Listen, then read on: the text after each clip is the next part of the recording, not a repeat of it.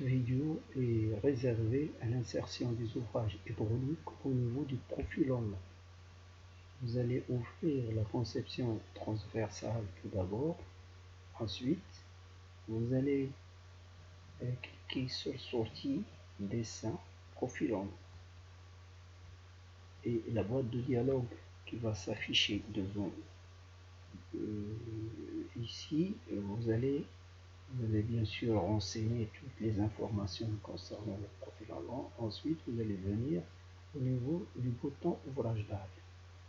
Le bouton ouvrage d'art là, je clique dessus et ensuite, alors, je vais quand même effacer des choses qui ne servent plus à rien. Voilà. Alors je vais là créer. Voilà. Alors là j'ai trois exemples à vous montrer. Alors soit type de circulaire, ouvrage, soit type parallèle, soit type droit. Bon, pour ce qui est circulaire, ce sont les ouvrages des conduites circulaires tels que les buses. Ce qui est parallèle, tel que les dallots, et ce qui est droit, tel que les ravis. Donc on va essayer de saisir ces trois exemples. Alors là, je vais prendre pour l'exemple là, l'abscisse curviligne 40 mètres. Donc, 40 mètres après l'origine, et puis je vais écrire là, c'est une buse, c'est la désignation, buse de diamètre,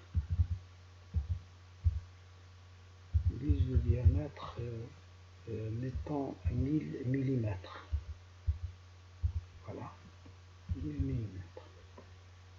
Puis ensuite, je vais laisser là, au lieu que ce soit parallèle, je vais mettre circulaire. Et là, je vais mettre la cote du fil d'eau. Donc, je peux avoir la cote du projet en appuyant sur Z projet en bas. Il va me donner la cote projet. Et ensuite, je vais retrancher la hauteur, disons le diamètre intérieur de la buse, ensuite l'épaisseur de la buse et disons l'épaisseur de la couverture de l'anglais ou bien de chaussée. Alors là, je vais mettre, au lieu que ce soit 98, je vais mettre 97, 80, au lieu que ce soit 88, là, puis 641, je mettrai 87,20. Alors 87,20, c'est ce que je prévois comme fil d'eau. Bien ça. C'est bien ça. Voilà. Ensuite, le diamètre, si en mètres, je mettrai 1. Voilà. Et je clique sur OK. Ça, si vous voulez, c'est le premier ouvrage. Après, je vais passer à un ouvrage qui est parallèle. Ça veut dire un dallo. Je crée ces deux. Et puis, je vais les mettre à 1000. Regardez, 1055 d'abscisse. 1055. Là, commentaire, j'écris un dallo de 3 fois 1,5, 3 fois 1,5 mètres, bien sûr, ça c'est des mètres. Là, je laisse parallèle et ensuite je viens mettre une cote débit. Là, je peux prendre la Z projet, je clique sur Z projet, il me donne là 64 431. Là c'est la cote projet. Et moi je vais quand même mettre 64,22. Après là je mettrai la longueur, ça veut dire l'ouverture de mon dallo. Je mettrai 3 mètres.